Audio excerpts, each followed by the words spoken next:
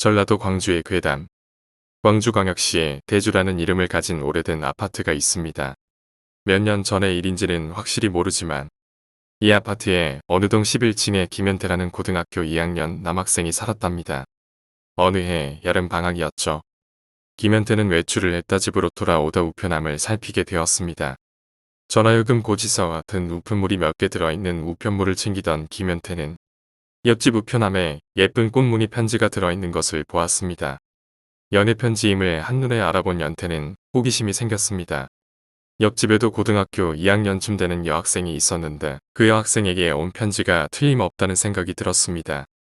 연태는 주변에 아무도 없음을 확인했고 또 우편함 앞에 있는 엘리베이터가 몇 층에 머물러 있는지를 확인하고 나서 그 우편함이 자기네 것인 양손을 넣어 편지를 꺼냈습니다. 편지를 표시 안 나게 뜯어본 뒤 밤이나 아침에도록 가져다 놓으면 다음날 배달된 것으로 여길 거라는 생각이었습니다. 그런데 연태가 그 꽃무늬 편지를 들고 있던 우편물 사이에 끼워 넣는 순간 아파트의 엘리베이터의 문이 열렸습니다. 그리고 안에서 누가 등을 떠밀기라도 한 것처럼 옆집 여학생이 튀어나왔습니다. 그 여학생은 곧바로 연태가 서 있던 우편함 앞에까지 달려와 멈추더니 우편함 안을 살피기 시작했습니다. 연태는 가슴이 뜨끔했지만 이미 엎질러진 물이었습니다. 그는 옆집 여학생을 남겨둔 채 문이 닫히기 직전에 엘리베이터 안으로 뛰어들어갔습니다. 집으로 돌아온 연태는 자기 방에서 가슴을 쓸어내리며 그 꽃무늬 편지를 꼼꼼히 살펴보았습니다. 생각대로 어떤 남자가 김미영이라는 여자에게 보낸 편지였습니다. 그때 연태는 옆집 여학생의 이름이 김미영이라는 것을 처음으로 알게 되었습니다. 연태는 편지를 가지러 나왔던 옆집 여학생을 생각하자 남의 사적인 편지를 몰래 읽는 것이 좀 미안했지만 그대로 갖다 놓고 싶은 마음은 추호도 없었습니다. 옆집에 배달된 신문을 조금 먼저 읽고 표시 나지 않게 접어 제자리에 가져다 놓는 일 정도로 편지의 주인이 자기에게 온 편지를 누군가 읽었다는 것만 모른다면 문제될 게 아무것도 없다는 생각이었습니다. 편지가 하루 늦게 배달되는 것 빼고는 연태는 책상에 앉아 편지를 이리저리 들여다보다 편지를 쓴 사람이 풀로 단단히 붙인 곳이 아닌 봉투를 만드는 공장에서 엉성하게 붙여놓은 편지의 밑부분 한쪽을 조심스럽게 뜯기 시작했습니다.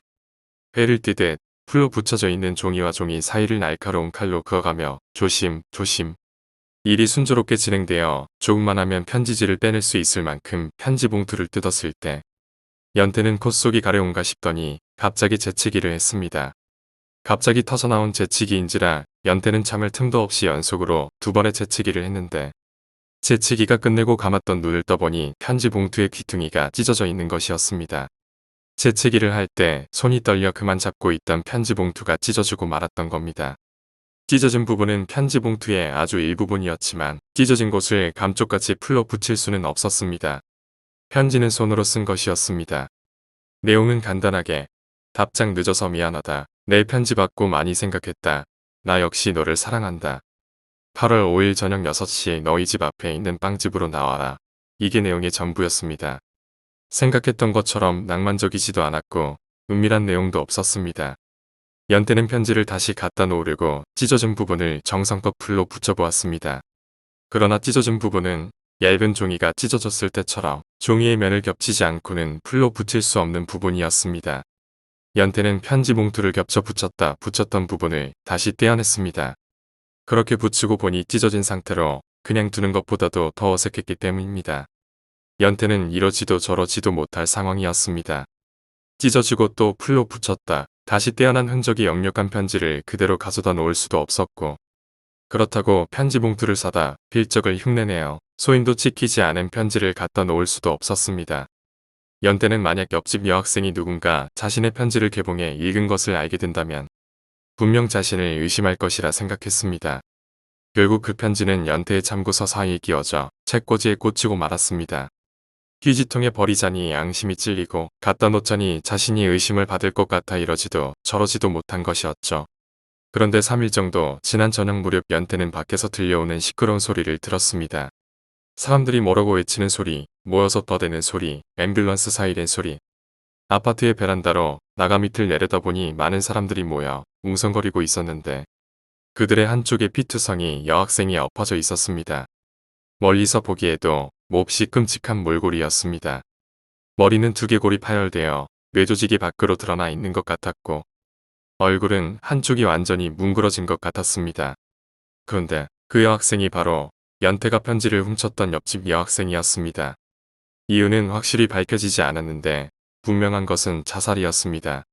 평소에 우울증이 좀 있었는데 최근 들어 증상이 더 심해졌다는 것이었습니다. 연태의 상심은 이루 말할 수조차 없었습니다.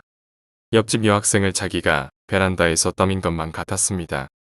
그 편지만 전해줬더라도 옆집 여학생이 삶의 활력을 얻어 죽지 않았을 텐데 그 편지를 받지 못해 상심한 나머지 자살을 한 것만 같았습니다. 그 뒤부터입니다. 연태에게 끔찍한 일들이 일어나기 시작한 것이 그 사고가 있던 날 연태는 침대에 쓰러져서 울다가 그대로 잠이 들었습니다. 그리고 벽시계가 새벽 3시를 알리는 종을 치기 시작할 때 연태는 갑자기 잠에서 깼습니다. 갱, 갱, 갱. 세 번째 종소리가 울리는 순간 연태는 온몸이 경직되면서 지독한 가위 눌림이 시작되었습니다. 천정을 올려다보는 자세로 누운 채 꼼짝도 할 수가 없었습니다. 어떻게든 몸을 움직여 보려던 연태는 천장에 빗물이 새어 흘러내리는 것 같은 어두운 그림자가 있는 것을 보았습니다. 점점 그 형태가 또렷해져 오자 연태는 하고 비명을 질렀습니다.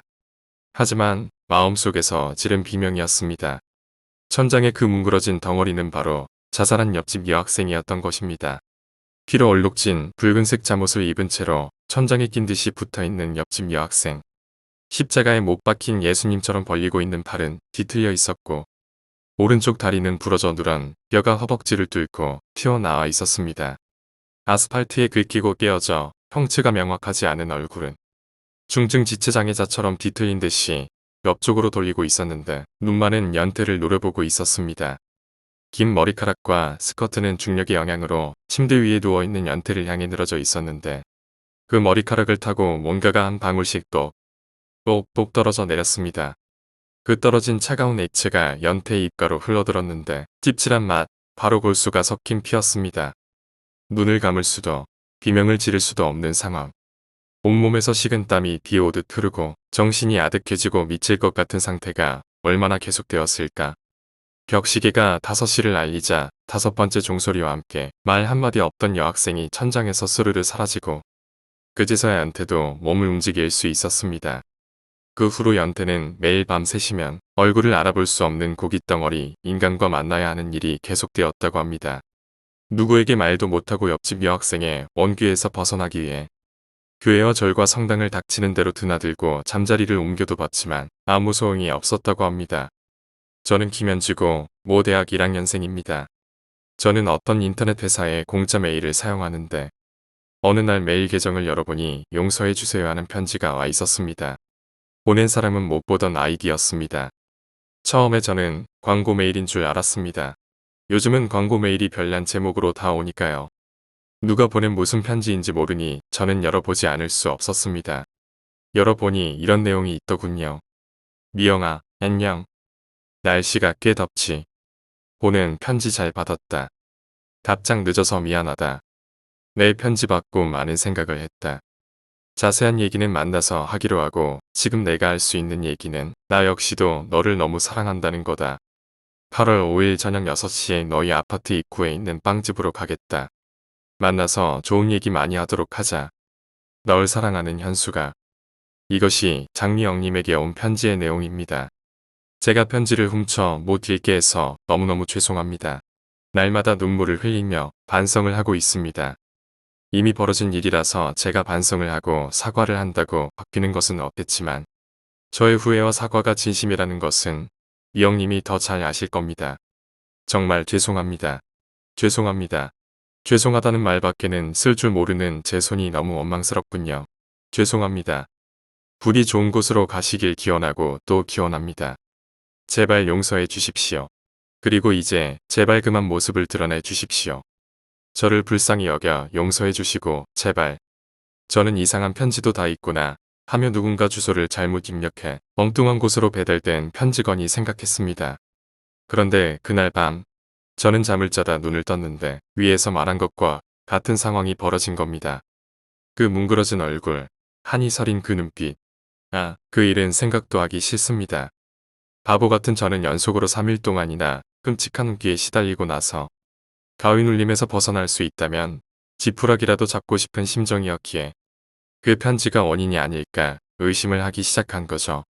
다행히 편지는 삭제되지 않고 제 메일 계정에 남아 있었습니다.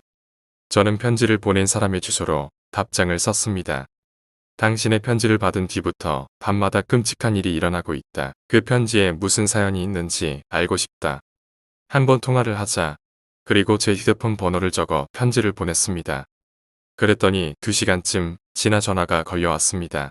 새벽 1시쯤이었습니다. 제가 편지 보낸 김현태인데요. 전화를 건 사람은 변성기가 막 지난 것 같은 목소리였는데 몹시 망설이는 듯한 말투였습니다. 그리고 다짜고짜 정말 죄송합니다. 라는 말로 시작한 얘기가 바로 위에 쓴 그 얘기였습니다. 그리고 얘기의 끝에 그 여학생의 온기를 달래줄 어떤 방법도 없어서 하늘나라에서 받아보려고 편지를 썼는데 그게 바로 저에게 보낸 그 편지였답니다. 편지를 쓰기는 썼는데 보낼 곳이 없어 손가락이 움직이는 대로 아무 자판이나 두드려 이메일 주소를 입력하고 편지를 전송했는데 그것이 바로 내 메일 주소였던 것이죠. 그런데 그렇게 편지를 전송한 뒤 그 사람은 그날부터 그 여학생의 원기가 나타나지 않더라는 겁니다. 그 원기가 편지를 따라 저에게 왔는지 그 편지를 읽은 저에게 나타나기 시작한 것이죠. 저는 그 원기가 편지를 따라 다닌다는 가설을 세워놓고 그 편지를 복사해서 친구에게 보낸 뒤 전화를 걸어 빨리 읽어보려고 했습니다. 그랬더니 정말 3시가 넘었는데도 그 원기가 나타나지 않는 것이었습니다. 저는 다행이라고 생각하면서도 편지를 받은 친구가 걱정되어 친구의 핸드폰으로 계속 전화를 걸었는데 받지 않았습니다. 그 친구는 5시가 딱 됐어야 전화를 받았는데 친구는 얼마나 무서웠던지 우는 듯한 목소리였습니다. 얘기를 들어보지 않아도 그 원기를 만났다는 것을 알 수 있었죠. 저는 자세한 얘기를 하면 친구에게 맞아 죽을 것 같아 원기를 물리치는 방법이 있으니 걱정 말라고 해놓고 학교도 빼먹은 채 낮 동안 내내 이렇게 글을 쓰고 있습니다. 그냥 현수라는 사람이 보낸 편지만을 누군가에게 보내는 것은 가혹한 일이라는 생각에 앞으로 편지를 받을 누군가에게 원기를 벗어날 수 있는 방법을 알려드리기 위해서죠. 다른 방법이 없으니 저도 답답하군요. 이제 편지를 다 썼는데 저는 이 편지를 제가 편지를 보냈던 친구에게 보낸 다음 또 다른 누군가에게 보내서 읽게 하라고 시킬 생각입니다. 그래야 그 친구도 원기에서 풀려날 수 있으니 이 편지를 받아 읽었다면 여러분도 부디 그냥 무시해 버리지 마십시오. 후회해도 그때는 늦습니다. 밤 3시가 되면 온몸이 뻣뻣하게 굳어지면서 방문을 쾅쾅 두드리는 소리, 또 천장 속인지 지붕 위인지를 누가 걸어다니는 것 같은 발자국 소리, 정신이 들어 눈을 깜박이고 싶어도 꼼짝도 할 수 없고 올려다보고 있는 천장에서는 얼굴이 뭉그러진 여학생이 피투성인 채로 매달려 붉게 충혈된 핏빛 흰자위를 드러낸 채 노려보고 있고 뒤틀린 팔과 부러져 허벅지를 뚫고 튀어나온 뼈, 지시겨진 입술 사이로 간간히 보이는 부러진 이빨들, 풀어헤친 머리카락을 타고 흘러내리는 핏방울, 정말 생각조차 하기조차 싫은 공포. 한밤중에 그녀를 만나게 된다면 무서워서 머리가 돌지 않으면 다행일 겁니다.